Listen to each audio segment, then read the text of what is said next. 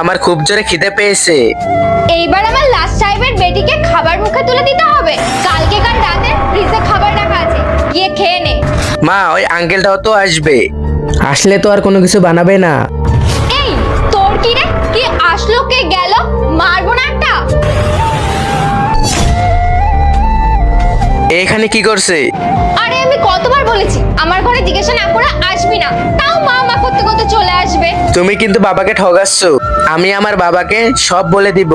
কি বললি তুই? তুই তোর বাবাকে বলবি? তুই যদি তোর বাবাকে বলিস না, তোকে আমি মেরে ঘর থেকে বার করে দেবো। যা, চলে যা এখান থেকে।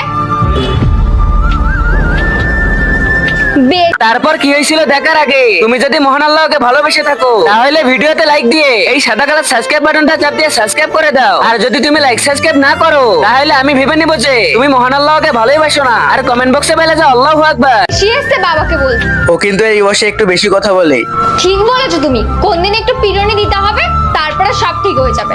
এই সব ছাড়ো, তুমি বলো তোমার এত দেরি হলো কেন? কি করব বলো তো, রাস্তায় যে এত জ্যাম, জ্যামে আমি আটকে গেছিলাম, তার জন্য দেরি হলো।